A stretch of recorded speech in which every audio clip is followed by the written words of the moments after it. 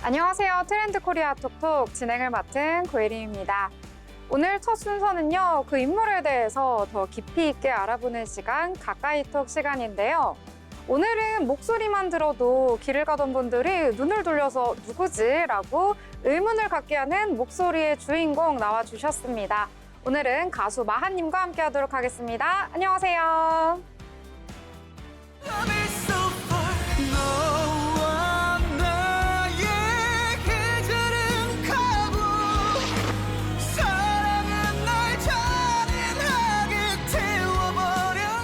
네, 먼저 시청자분들께 인사 말씀 부탁드리겠습니다. 안녕하세요. 가수 마하입니다. 얼마 전에 신곡 러브 이즈 오버로 컴백하게 된 가수 마하라고 합니다. 반갑습니다. 네, 반갑습니다. 정말 오랜만에 뵙습니다. 그러게요. 네. 제주도에서 뵀었죠. 네, 그러니까요. 제주도에서 뵙었는데 저희가 구면이긴 한데 이 마하님에 대해서 제가 깊이 있게는 몰라가지고요. 오늘 더 깊이 있게 촘촘하게 알아보는 시간 가져보도록 하겠습니다. 자, 일단 마하님. 네. 가수의 길 어떻게 해서 걷게 되었는지 그 시작이 궁금한데요. 어떻게 해서 가수의 길로 접어들게 되셨나요? 이제 좀 제가 여러 번 얘기하는 방식이 있는데 제가 이제 중학교 때 가장 친한 친구가 있었어요. 근데 그 친구가 항상 노래를 틀고 다녔거든요. 거리를 갈 때도 노래를 틀고 다니고 그때 아이들의 약간 문화 중에 하나였는데 언제부턴가 계속 시끄러운 음악을 막 틀고 다니는 거예요. 그래서 괴로웠죠, 전 너무. 그래가지고 한 달 정도를 제가 옆에서 계속 듣다 보니까 어느샌가 그 노래가 너무 좋아지기 시작하고 그래서 알아보니까 그게 김경호 선배님 음악이었던 거예요. 그래서 그때부터 막 저도 노래방 다니고 따라 부르면서 너무 하고 싶은 거예요, 지금. 김경호 선배님이 하던 것처럼. 그래서 혼자 막 밤에 샤우팅 연습하다가 층간소음 민원 들어오고 막 그랬던 경험이 있죠. 그럼 일단 락 음악에 매료가 되었다라고 보면 되겠군요. 그렇죠. 오. 그런 샤우팅, 강력한 음악이 제가 그때 좀 힘들었어요. 이게 전학도 가고 저 전따 출신이거든요. 전교 왕따 출신인데 누가 저 대신 화를 내주고 있는 거예요. 아, 음악으로요? 음악에서. 그게 이제 제 마음을 너무 해소시켜줬고 그래서 자연스럽게. 근데 그 전에 제가 원래 춤을 췄었어요. 오. 비보잉을 하다가. 그래요? 네. 근데 이제 그 점점 힘들어지고 노래가 이제 더 저의 마음을 사로잡게 된 거예요. 그래서 그 뒤부터는 락커를 하기로 마음을 먹고 시작을 하게 됐습니다. 그 제주도 바다에 울려 퍼지던 그 락 음악이 정말 락 정신에서 나온 거다 이렇게 느껴지긴 하는데요. 자, 그러면 음악 활동 계속해서 그때부터 쭉 해오고 계신데 어떤 음악을 또 하고 있는지 이 부분도 궁금해요. 음악 활동에 대해서도 소개 부탁드릴게요. 네, 일단 그래서 저는 락 음악이 너무 좋으니까 밴드를 하겠다 마음을 먹어서 커먼데이즈라는 밴드에 제가 들어갔어요. 2018년에. 그래서 이제 야심차게 준비를 했죠. 근데 저 멤버분들은 저보다 나이가 다 10살이 많으셨거든요. 오. 그래서 그분들이 이미 다 경험을 하신 거예요. 한국에서 이미 밴드 생활을 오래 하면서. 그래서 목표가 뭐였냐면 우리는 처음부터 대박을 노리자. 세계권을 노리자 해서 전곡이 다 영어 가사거든요. 그래서 그때부터 막 영어 그 가사 막 연습하고 작사도 제가 했는데 그러면서 영어 공부도 하고 해서 딱 음원을 냈어요. 저는 제가 진짜 레드 제플린 이렇게 될 줄 알았거든요. 근데 세상은 냉정하다. 아무런 관심도 못 받고. 현실은 냉혹하다. 네, 그렇죠. 네. 그러다가 이제 자연스럽게 좀 공백기를 가지다가 그 공백기를 가졌을 때 이제 노래 말고도 이제 뭐 프로듀싱이라든지 곡을 만드는 행위에 대해서 제가 관심을 갖게 됐어요. 그런 게 너무 좋기도 했고 그래서 그때부터 이제 전자음악이라고 하죠. 미디 음악을 굉장히 열심히 공부를 하면서 네, 그러면서 이제 프로듀싱 활동을 시작하고 OST에 실리기도 하고 너무 감사하게도. 드라마요? 네, KBS 드라마 이제 수지 맞은 우리라고 네. 거기 OST에 너의 기억이라는 노래가 있습니다. 네. 거기에 제가 작사, 작곡, 편곡으로 들어갔고 그리고 지금 요새 핫한 저의 사부님이신데 황가람 가수님의 싱글을 기적처럼이라는 곡이 있어요. 제가 그 곡을 편곡을 하기도 했고, 그리고 또 생각나는 게 달샤벳 그 우희 씨 싱글 이제 달이란 곡이 있습니다. 거기도 제가 감사하게 편곡으로 하게 되었고, 그러면서 프로듀싱도 열심히 배우면서 제가 조금씩 하다 보니까 운 좋게 이제 기회들이 와서 했고, 제가 처음에 말씀드렸다시피 저는 처음에 김경호 선배님을 보면서 락커를 하기 마음먹었잖아요. 네. 근데 작년에 이제 김경호 선배님께서 데뷔 30주년이셨어요. 네.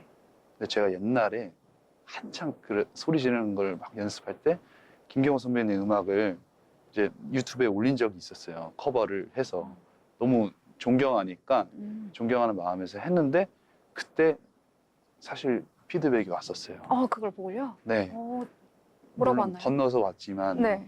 너무 해줘서 고맙고 뭐 응원의 이런 메시지가 왔었는데 그래서 그때만 해도 전 너무 감사하고 그런 마음으로 이제 잊고 살았죠. 네. 저도 이제 제 생활을 하면서 잊고 살았는데 작년에 감사하게도 연락이 온 거예요. 오, 정말요? 혹시 네. 피처링으로 참여해볼 생각 있냐고 오. 연락이 와서 너무 영광스럽잖아요. 그러니까요. 그날 잠을 못 잤거든요. 그러니까 우상이었잖아요, 네. 어렸을 때부터. 그렇죠. 네.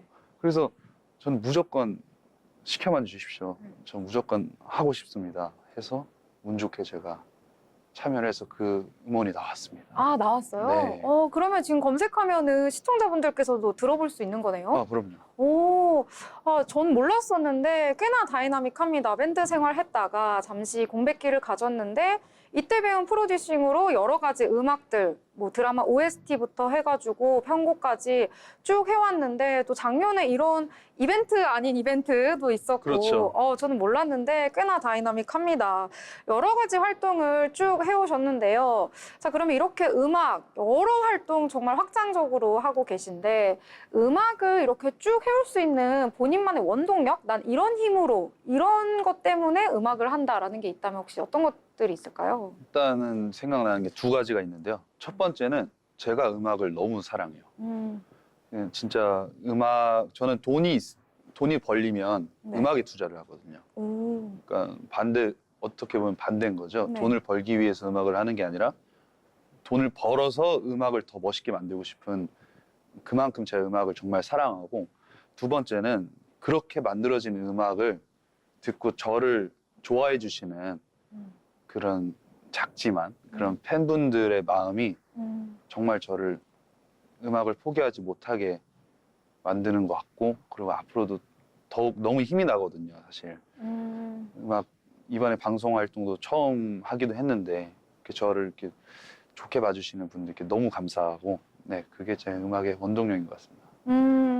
딱 느껴집니다. 목소리에서부터 음악을 정말 사랑하고 그리고 내가 이렇게 사랑하는 음악을 통해서 많은 분들이 기뻐하시고 행복해하시고 또 거기서 오는 사랑에 대해서 감사함을 느끼고 이런 진정성 있는 마음이 느껴지는데요. 듣다 보니까 이 마하님이 생각하는 음악이란 뭔지 이런 것들도 좀 궁금하고요. 어떤 음악을 하고 싶은지 이런 것들도 궁금한데 혹시 따로 생각하시는 게 있으실까요? 네, 일단 음악은 제가 줄 수 있는 메시지를 표현할 수 있는 수단 중 하나라고 생각을 하고요.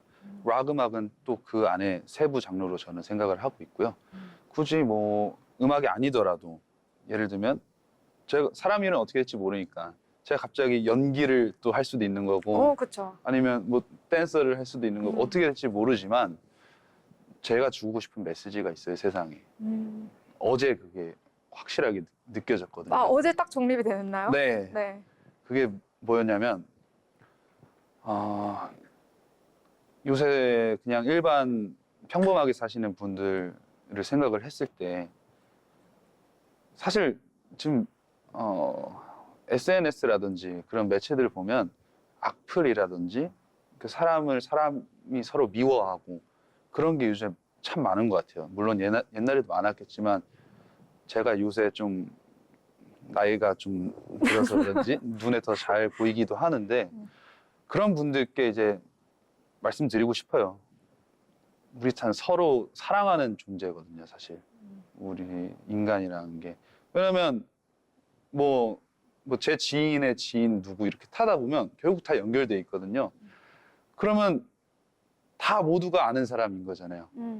서로 직접적으로 알지는 못하겠지만 그러면 모두가 다 소중한 존재라고 저는 진짜 생각을 하거든요. 그래서 모두 좀 사랑을 했으면 좋겠어요. 제 여기 타투가 있는데 네. 거기 이제 산스크리트어로 사랑, 평온이라는 글씨를 제가 새겼어요. 그게 이제 정말 많은 사람들한테 메시지를 주고 싶고 여러분들 서로 사랑하십시오. 네, 사랑. 계속해서 사랑을 말씀해 주셔가지고요. 계속 사랑 하다 보니까 내가 주고 싶은 메시지도 사랑이고, 내 음악을 또 사랑하기도 하고, 사랑을 온통 찬 그런 마하님이다. 이런 생각이 좀 들었습니다. 자, 지금 사랑에 대한 이야기도 했고, 그와 관련한 메시지를 주고 싶다. 이런 이야기도 해 주셨는데요. 자, 그러면 아까 처음에 뭐 신곡도 나왔다라고 말씀해 주셨는데, 지금 어떤 활동을 하고 있는지 굉장히 바쁘실 것 같아요. 지금 요즘 어떤가요? 지금 일단 굉장히 저는 복이 많다고 생각을 하거든요. 갑자기 이제 방송을 돌기 시작하면서 얼마 전에는 뮤직뱅크 이거 근데 방송 이름 얘기해도 되나요? 네, 뮤직뱅크 음악 중심 인기 가요 마치고 왔고요. 그리고 내일은 이제 쇼 챔피언이 기다리고 있고 그리고 뮤직뱅크가 또 있는데 제가 요새는 이제 그 음원을 냈기 때문에 그렇게 방송을 돌면서 열심히 노래 부르고 홍보를 하고 있습니다. 근데 참 느끼는 게 많은 것 같아요. 네. 거기 이제 대기를 하면 다른 아티스트 분들도 계시잖아요. 네. 와, 그분들 진짜 무대 올라가면 완벽하고 네. 저 그거 보면서 반성 많이 했거든요. 아, 이분들 진짜 이렇게 열심히 하고 하는데 내가 뭐라고 여기 나와서 괜히 물 흐리는 거 아닌가 이런 걱정도 했고 네. 그런 만큼 앞으로 남은 방송도 제가 더욱더 진중한 모습으로 방송을 마무리할 계획입니다. 오히려 또 음악 활동하면서 다른 또 열심히 하는 정말 완벽한 무대를 위해서 혼신의 힘을 다하는 모습을 보면서 나도 앞으로 더 열심히 해야겠다. 120%, 150% 해야겠다. 이런 생각을 했다라고 이야기해 주셨는데요. 이쯤에서 신곡 이야기를 했으니까 신곡에 대해서 또 노래 한 소절이라든지 네. 아니면 좀 들어보면 좋을 것 같은데 괜찮으실까요? 그 굉장히 이제 부담되는 시간이지만 뭐 한번 불러보겠습니다. 네. 거기 이제 후렴부에 정확히 말하면 맨 마지막 부분에 4단 고음이 있거든요. 오, 그게 굉장히 높아요. 네. 저도 매번 할 때마다 긴장되는데 오. 어떤 노래냐면 오늘도 널 자꾸 울게 해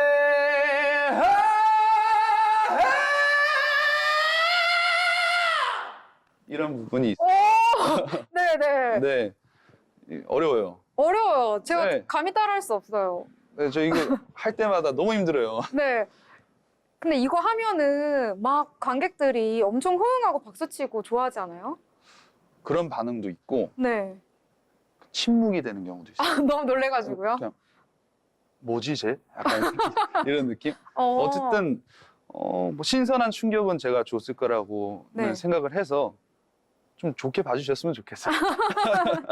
이게 사실 여기 뭐 음악도 없고 한데 네. 이렇게 맨 생 목소리로 하는 게 쉬운 일이 아닌데요. 이 3단금을 뛰어넘는 4단금 그렇죠. 외세로 만드셨네요, 또. 쉬즈곤 이후로. 네. 네. 또 새로운 길을 개척하는 마하님. 자, 그렇다면 이렇게 노래도 너무 잘하시고 사실 마음가짐도 오늘 들어보니까 사랑도 너무 넘치시고 좀 인간적인 애정이 좀 가는 네. 그런 인물이다라고 느껴지는데요. 앞으로 어떤 활동을 좀 계획하고 있는지 목표 같은 것들도 혹시 있으실까요? 목표는 제가 할 수 있는 이야기를 이야기할 수 있는 어떤 수단이든 가리지 않고 예술을 떠나서라도 아까 말씀드렸던 사랑, 우리 모두 서로 사랑하는 존재다, 사랑을 해야 된다라는 메시지를 계속 주고 싶어요. 그게 제 인생의 최종 목표고 제가 인지도가 올라가고 더욱 많은 사람들이 제 말에 이제 집중을 할 때쯤 되면 제가 원하는 바가 조금이나마 이루어지지 않을까 하는 그런 희망으로 또 오늘 하루도 열심히 살아가고 있습니다. 그러니까 나의 한마디 한마디 영향력이 더 커질 때 더 사랑을 이야기하고 싶다. 또 이 사랑으로 마무리해 주셨는데요. 자, 그러면 시청자분들께서 마님에 대해서 더 깊이 있게 알아보고 또 음악에 대해서도 이야기해보는 시간 가져봤는데요. 정말 마지막으로 시청자분들께 못다한 이야기라든지 좀 하고 싶은 말이 있다면 부탁드리겠습니다. 일단 지금 밥을 못 먹어가지고 제가 말을 잘 못한 것 같아서 일단 죄송스럽고요. 근데 앞으로 남은 제 방송 활동도 좀 좋게 봐주셨으면 좋겠고 러브 이즈 오버 노래 꽤 괜찮거든요. 네, 한번 들어봐 주시면 감사하겠습니다. 네, 마지막에 또 귀엽게 마무리해 주셨습니다. 정말 세상에 사랑이 넘치는 좋은 메시지를 전하고 싶은 가수가 되고 싶다라는 이야기 해주셨고요. 노래 실력이야, 뭐 음악 듣고 이 방송 보신 분들은 다 보셨을 것 같습니다. 앞으로도 더 많은 사랑과 성원 기대해 보도록 하겠습니다. 자, 지금까지 함께 해주신 가수 마하님, 감사합니다.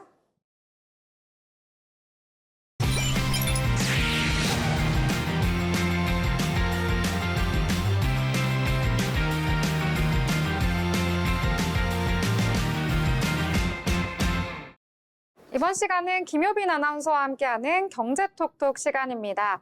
최근에 가장 이슈가 되었던 경제 내용들에 대해서 오늘 알려주신다고 하는데요. 김효빈 아나운서와 함께하겠습니다. 어서 오세요. 안녕하세요. 네, 효빈 아나운서 첫 번째 주제는 어떤 내용인가요? 네, 첫 번째 주제로는 기업들의 이미지 통합, 즉 CI에 대해서 준비해봤습니다. 최근 대기업들이 잇따라 CI를 교체하고 있는데요. 대한항공은 40년 만에 로고를 바꿀 예정이며 HD 현대와 HS 효성도 최근 CI를 새롭게 변경했습니다. 네, 기업들의 대표 이미지라고 할 수 있는데 이렇게 기업들이 CI를 바꾸는 이유는 뭔가요? 네, 기업들이 CI를 교체하는 이유가 여러 가지가 있지만 크게 세 가지를 뽑아봤습니다. 첫 번째는 경영 쇄신과 이미지 개선입니다. 기업이 새로운 도약을 준비하거나 대내외적으로 변화를 강조할 때 CI를 바꾸는 경우가 많습니다. 대한항공을 예로 들면 아시아나항공과의 통합을 앞두고 브랜드 정체성을 새롭게 정립하려는 목적이 큽니다. 통합항공사로서의 새로운 출발을 알리고 글로벌 시장에서 경쟁력을 강화하려는 전략입니다. 두 번째는 지배구조 변화와 경영권 승계입니다. 기업이 세대 교체를 하거나 그룹 내 구조 조정을 단행할 때 CI를 변경하는 경우가 많습니다. 세 번째로는 브랜드 전략과 시장 대응입니다. 기업들은 브랜드 가치를 높이고 소비자들에게 더 신선한 이미지를 전달하기 위해 CI를 주기적으로 정비합니다.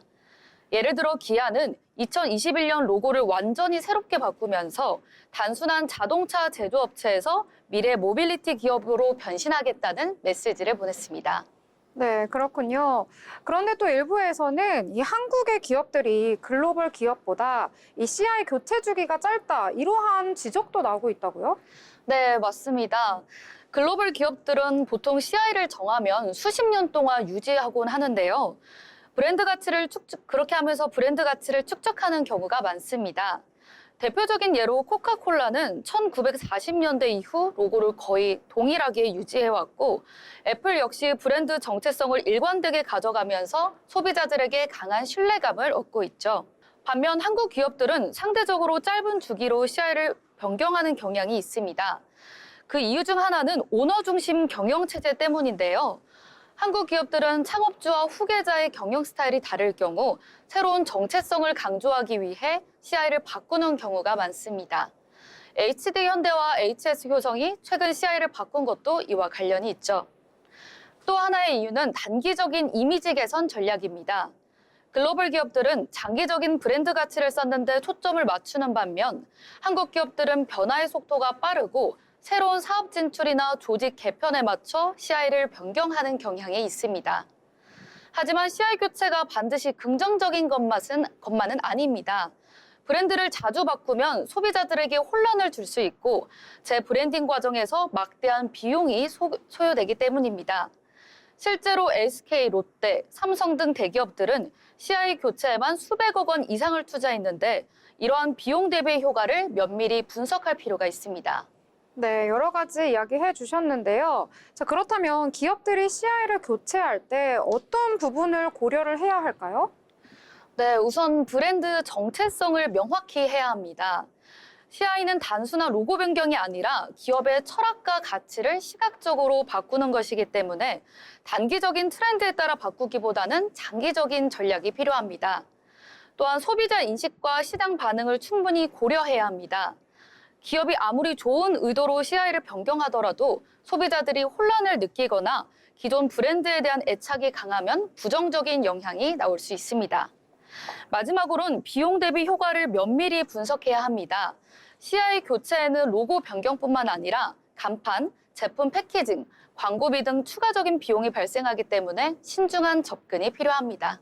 네, 결국에는 이 CI 교체라는 것이요, 이 단순한 디자인을 변경하는 것이 아니고 이 기업의 정체성을 강화하고 미래 전략을 반영하는 중요한 과정이다라는 말씀이시군요. 자, 그러면 두 번째 주제로 한번 넘어가 보도록 하겠습니다. 어떤 내용인가요? 네, 최근 기업들이 신입보다 경력직 채용을 선호하면서 20대 청년층의 취업이 점점 어려워지고 있다고 합니다. 특히 첫 취업 시기가 늦어지면서 평생 소득에도 영향을 미친다고 하는데요. 한국은행이 발표한 경력직 채용 증가와 청년 고용 보고서에 따르면 기업들이 경력직을 우선 채용하면서 신입의 취업 기회가 줄어드는 것으로 나타났습니다. 과거 2010년도에만 해도 신입과 경력직의 취업률은 각각 1.8%와 2.7%로 큰 차이가 없었습니다. 하지만 최근 10년 동안 경력직 선호가 두드러지면서 비경력자의 취업 확률이 평균 1.4%로 감소한 반면 경력자의 취업 확률은 2.7%로 유지됐습니다. 또한 기업들의 경력직 채용 비중이 2009년 17.3%에서 2021년 37.6%까지 증가하면서 경험이 부족한 20대들이 취업에 더욱 불리한 상황에 놓이게 됐습니다. 네, 신입보다는 경력직 채용을 우선한다. 이런 이야기는 예전부터 계속해서 나오고 있는 것 같습니다. 자, 여러 가지 수치들까지 제시를 해주셨는데, 자, 그렇다면 이런 변화가 20대 청년층에게는 어떤 영향을 미칠까요? 네, 크게 세 가지 측면으로 꼽아봤습니다. 첫 번째로는 첫 취업 시기의 지연입니다. 사회 초년생의 첫 취업 시기가 늦어지면서 평균 취업 연령이 19.7세에서 21.7세로 약 2년 증가했습니다. 이는 곧 경제활동을 시작하는 시점이 늦춰지고 그만큼 소득을 벌 수 있는 기간이 줄어든다는 의미입니다. 두 번째로는 평생 소득 감소입니다. 현재 가치로 분석한 결과 취업이 늦어질수록 기대할 수 있는 평생 소득이 약 13.4% 감소하는 것으로 나타났습니다. 이는 단순히 늦게 취업하는 문제가 아니라 이후 경력 상승 속도와 연봉 증가에도 영향을 미칠 수 있다는 점에서 우려되는 부분입니다. 세 번째로는 고용 안정성 악화입니다. 20대 상용직 고용률이 44%에서 34%로 10%포인트 하락한 반면 30대는 54%에서 51%로 3%포인트 감소한 데 그쳤습니다. 즉 20대가 노동시장 변화에 큰 타격을 받고 있으며 취업이 늦어질수록 안정적인 일자리 진입도 어려울 가능성이 크다는 의미입니다. 이처럼 경력직 중심의 채용 문화가 지속되면 20대 청년층의 취업 기회는 더욱 줄어들 수밖에 없습니다. 네, 20대의 첫 취업 시기도 늦어지고 있고 그만큼 평생 소득도 감소하고 있다 이러한 이야기를 해주셨는데요. 여러 사회 문제 중에서도 정말 심각하다라고 느껴지는 문제입니다. 자, 그렇다면 20대 취업난을 해결하기 위해서 대책도 필요할 것 같은데 어떤 대책이 좀 필요할까요? 네, 전문가들은 몇 가지 해결 방안을 제시하고 있습니다. 우선 기업들이 신입 채용을 늘릴 수 있도록 정부 차원의 정책 지원이 필요합니다. 경력직 위주의 채용이 계속되면 신입들은 경력을 쌓을 기회조차 갖지 못하기 때문입니다. 또한 비정규직의 정규직 전환 확대도 필요한 과제입니다. 현재 기업들은 비정규직 채용 후 정규직으로 전환하는 비율이 10.1%에 불과해 주요 선진국 대비 매우 낮은 수준입니다. 이를 개선하면 청년층이 보다 안정적인 일자리를 가질 수 있겠죠. 마지막으로 인턴십과 현장 실습 프로그램 활성화도 필요합니다. 경력직 선호가 높아진 만큼 대학 졸업 전부터 실무 경험을 쌓을 기회를 늘려 신입 구직자들의 경쟁력을 키울 필요가 있습니다. 네, 결국에는 신입을 채용하는 이 기회를 더욱더 늘려주고 실무 경험 기회 제공이 20대 취업난을 해결할 수 있는 대책이다라고 말씀을 해주셨는데요. 앞으로 기업과 정부가 더불어서 어떻게 대응을 할지 주목을 해보도록 하겠습니다. 자, 다음 소식으로 넘어가도록 하겠습니다. 최근에 채소 가격이 급등을 하면서 이 중국산 김치 수입량 역대 최대치를 기록했다고 하는데요. 국내 김치 생산에 필요한 배추 그리고 무 가격이 크게 오르면서 이 국내 김치 업계에도 영향이 미치고 있다고 합니다. 자, 어떤 영향을 받고 있는지 그리고 앞으로는 어떤 전망이 되고 있는지 이 부분을 소개해 주시죠. 네, 최근 배추와 무 가격이 급등하면서 김치 원재료 비용 부담이 커지고 있습니다. 한국농촌경제연구원에 따르면 배추 생산량 감소로 인해 배추 가격은 작년 같은 달보다 66.8% 올랐으며 무 가격도 79.5% 치솟았습니다. 이러한 원재료 가격 상승으로 국내 김치 생산 비용이 증가하면서 많은 업체들이 상대적으로 저렴한 중국산 김치 수입을 늘리는 추세입니다. 지난해 김치 수입량은 31만 1,570톤으로 역대 최고치를 기록했고 2021년 알몸 배추 논란 이후 감소했던 수입량이 다시 증가하고 있습니다. 네, 저도 이렇게 외식을 하다 보면은요, 배추의 원산지가 중국산 뭐 이렇게 써 있는 게 많이 있더라고요. 그래서 김치가 점점점 많이 수입이 되고 있다라고 몸소 체험하기도 했었는데, 자, 그럼 이렇게 김치가 수입되는 것이 국내 농업과 산업에는 어떤 영향을 좀 미치고 있을까요? 네, 일단 무역 수지 적자가 확대될 가능성이 있습니다. 지난해 김치 수출액은 약 1억 6,356만 달러를 기록했지만 수입량이 더 크게 늘어나면서 김치 무역 수지는 2,630만 달러 적자를 기록했습니다. 또한 국내산 김치의 가격 경쟁력이 떨어질 수 있겠는데요. 원재료 가격 상승으로 인해 국산 김치의 가격이 계속 오르면 소비자들이 상대적으로 저렴한 중국산 김치를 선택할 가능성이 커지기 때문입니다. 그렇군요. 자, 그렇다면 정부 차원에서도 대응이 필요할 것 같은데 어떤 내용이 좀 있을까요? 네, 맞습니다. 정부는 채소류 수급 안정을 위해 지원을 확대할 계획입니다.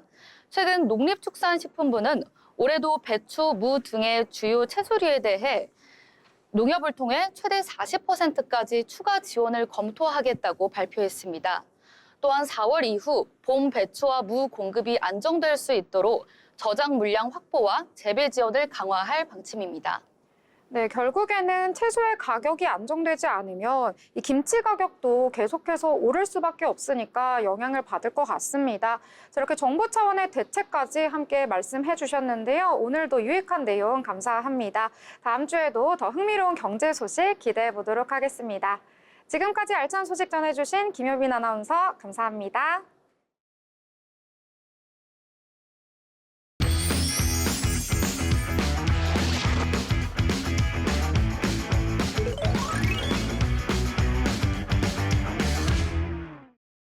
한 주 동안 기술과 경제를 뜨겁게 달군 뉴스를 정리해서 알려드리는 테크노믹스 시간입니다. 오늘은 임나연 아나운서와 함께하겠습니다. 안녕하세요. 안녕하세요. 기술이 바꾸는 경제 이야기 시작하겠습니다. 시작하기 앞서서 세 가지 포인트를 짚고 넘어가려고 하는데요. 그럼 첫 번째 키워드부터 보시겠습니다.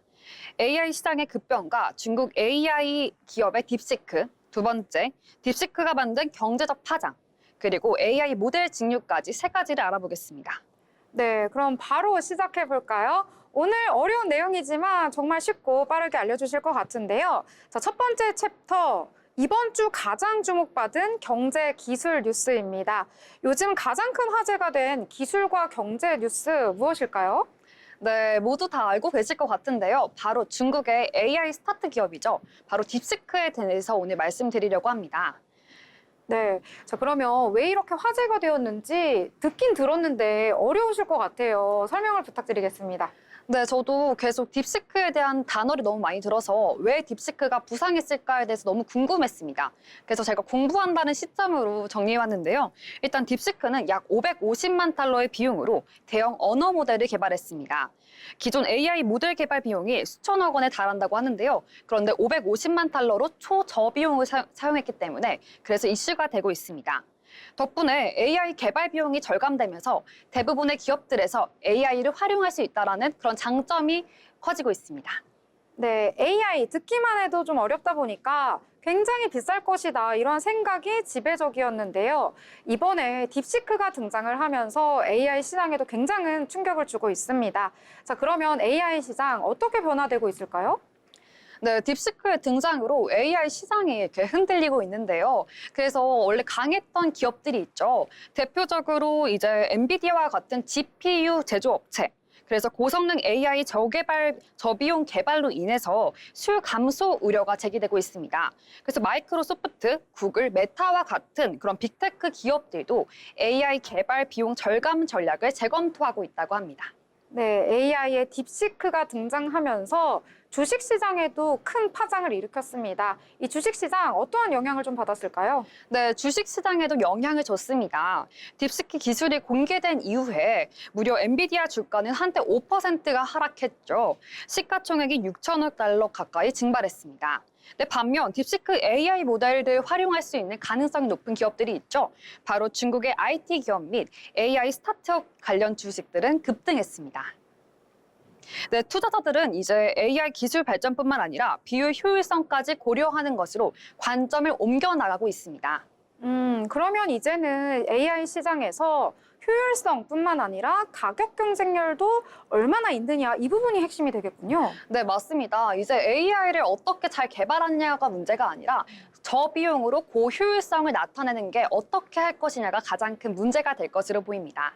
네, 이렇게 첫 번째 코너 마무리하도록 하겠습니다. 자, 그러면 두 번째 코너로 기술이 바꾸는 경제 알아보려고 하는데요. 이 딥시크에도 AI 기술이 등장을 합니다. 자, AI 기술 경제에도 영향을 미칠 것 같은데 경제를 어떻게 바꾸고 있을까요? 네, 저도 AI 기술이 어떻게 다양한 산업에 영향을 줄지에 대해서 궁금한데요. 특히 AI가 대중화된다는 그런 파장을 불러일으키고 있습니다. 그래서 실제로 이제 산업에 대해서 말씀을 드리려고 하는데요. 대표적으로는 자동차 산업과 금융업이 있습니다.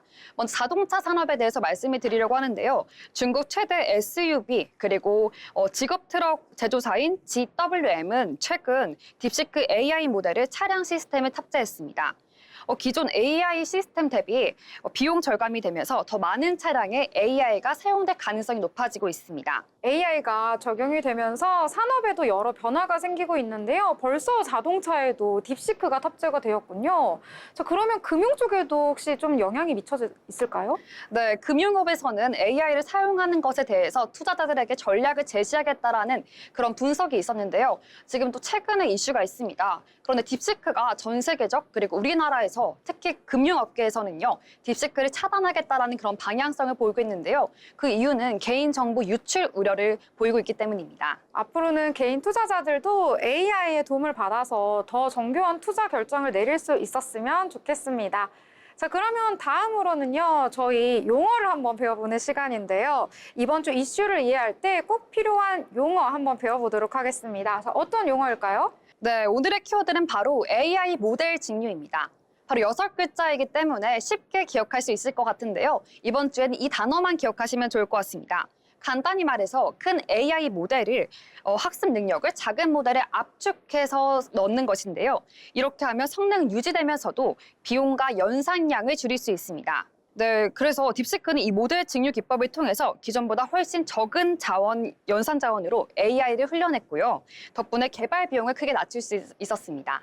네, 이렇게 여러 가지 이야기들 함께 해주셨는데요. 자, 그러면은 마지막으로 오늘 너무 배운 내용들이 어렵다 보니까 시청자분들께서 이해하실 때 어려움이 있으실 것 같아요. 짧게 요약을 해주신다면요? 네, 딥시크에 대해서 짧게 요약하겠습니다. 저비용 고성능인데요. 다음에 어떤 기술이 저비용 고성능이 등장할지 참 기대가 됩니다. 혹은 딥시크가 넘어설 어떠한 저비용이 있을지가 참 궁금한데요. 이제 이 딥시크의 등장으로 AI 흐름 그리고 기술의 흐름이 바뀌었습니다. 그래서 다음에 어떤 기업이 있을지 한번 주목하시고 지켜보시면 좋을 것 같습니다. 지금까지 다양한 내용들 알려주셨습니다. 함께 해주신 임나연 아나운서 감사합니다.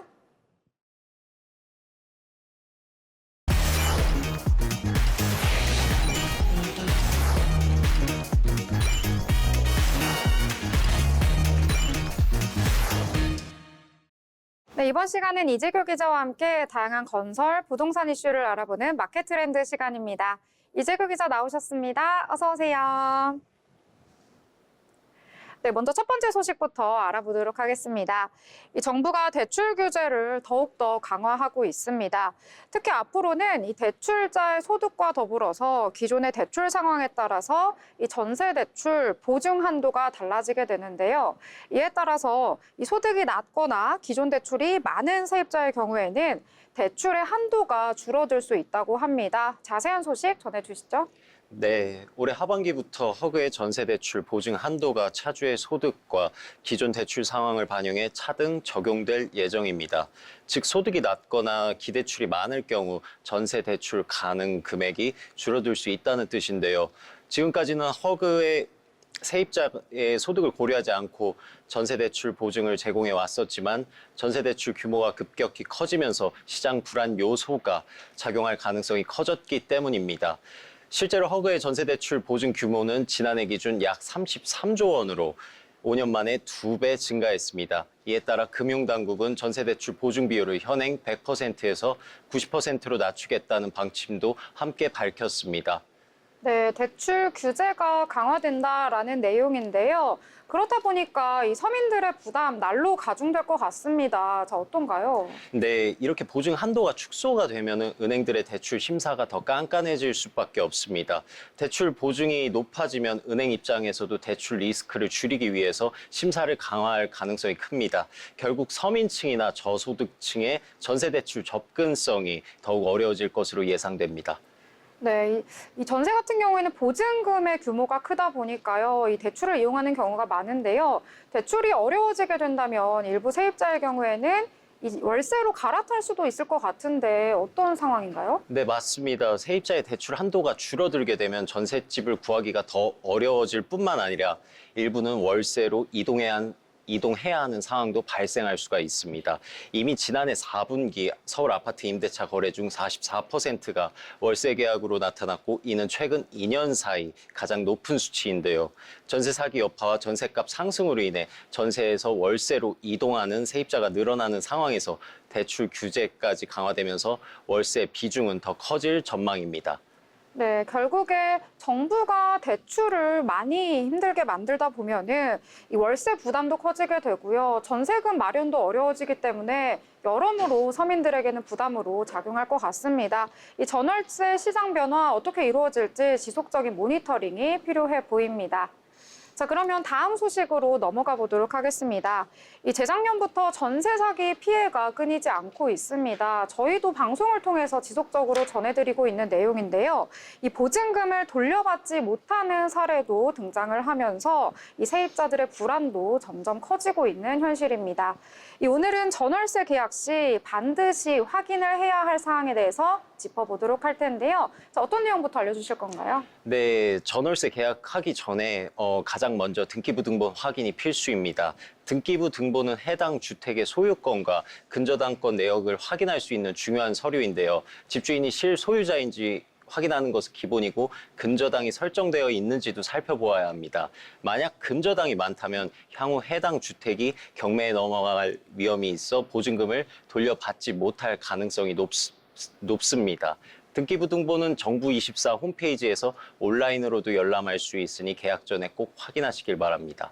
네, 등기부등본 이 부동산 쪽으로 관심 있으신 분들이라면 꼭 한번 확인을 해야 하고 이사하거나 계약하실 때도 반드시 확인을 하셔야 하는데요.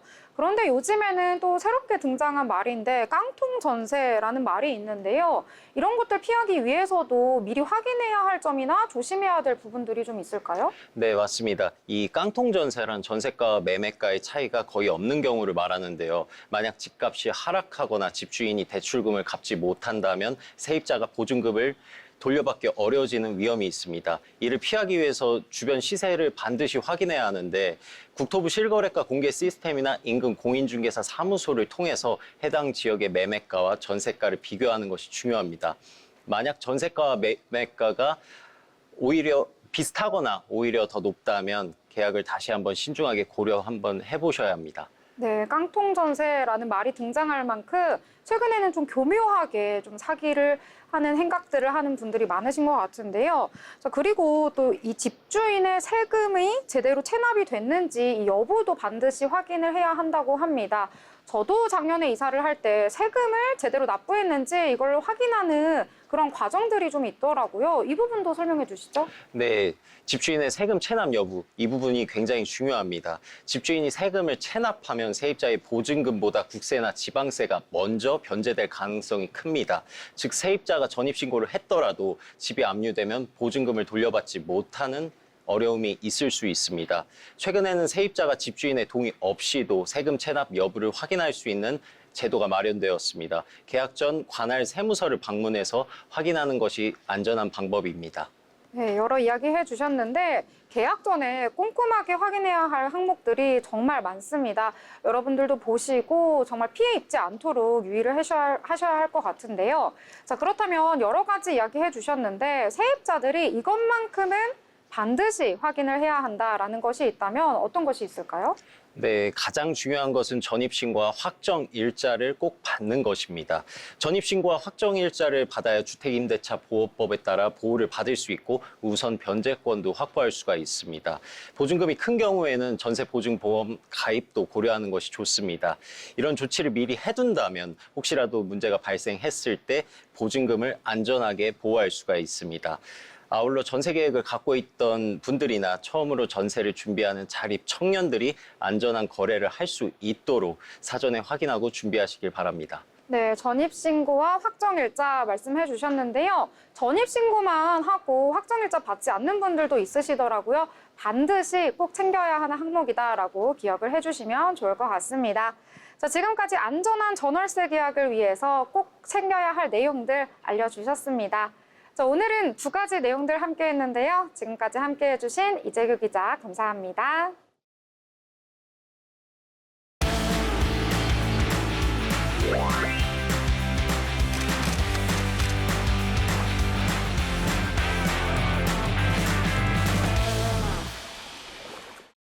네, 전국의 축제, 전시, 하프를 알아가는 시간이죠. 어디 갈까 시간입니다. 오늘 어디 갈까 시간은 이정은 아나운서와 함께 하겠습니다. 안녕하세요. 네, 안녕하세요.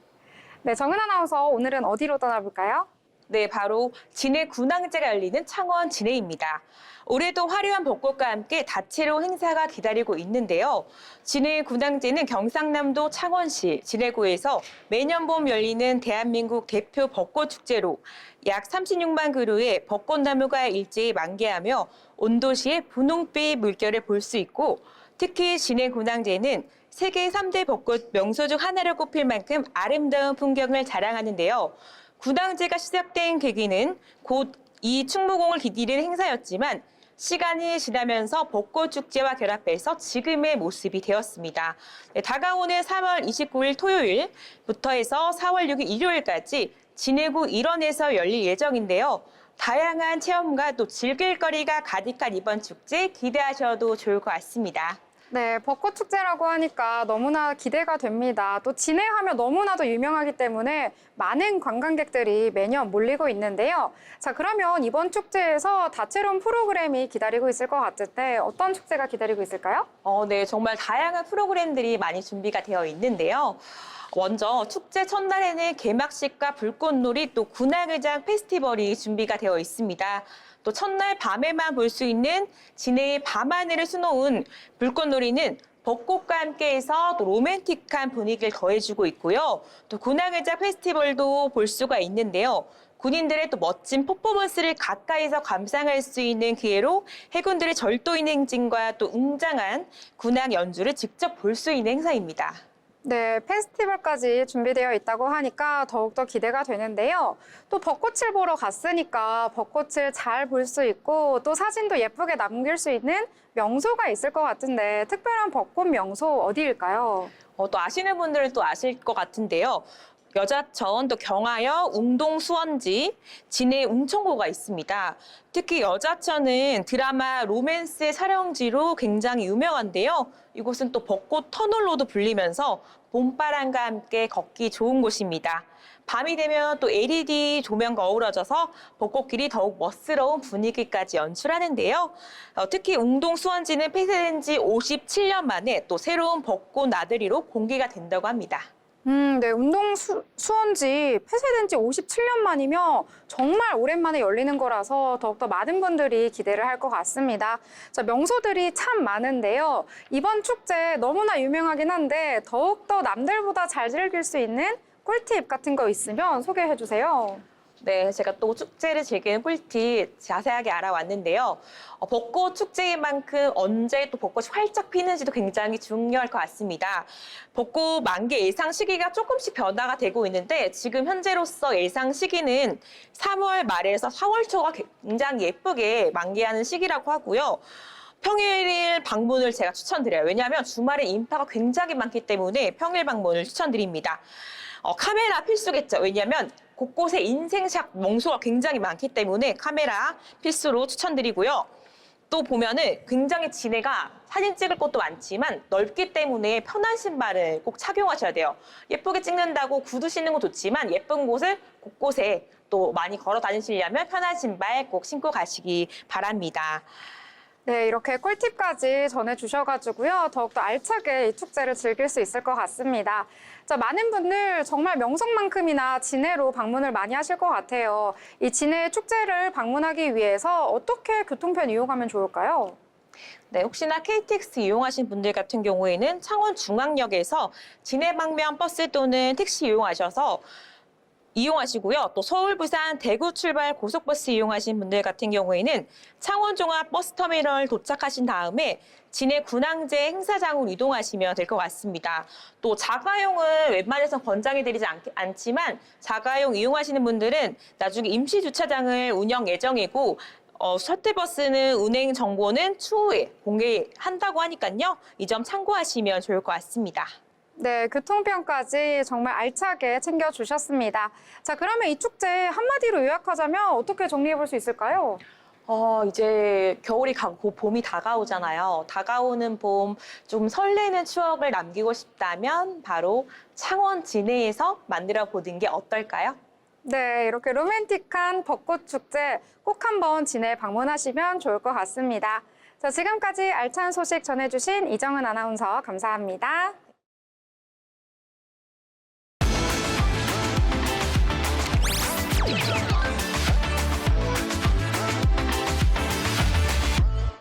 트렌드 코리아 톡톡 오늘 준비한 순서는 여기까지입니다. 2월도 벌써 중반이 지나가고 있습니다. 남은 2월도 건강하게 잘 보내주시고요. 계속해서 저희 방송 사랑해 주시길 바라겠습니다. 시청해 주신 여러분 고맙습니다.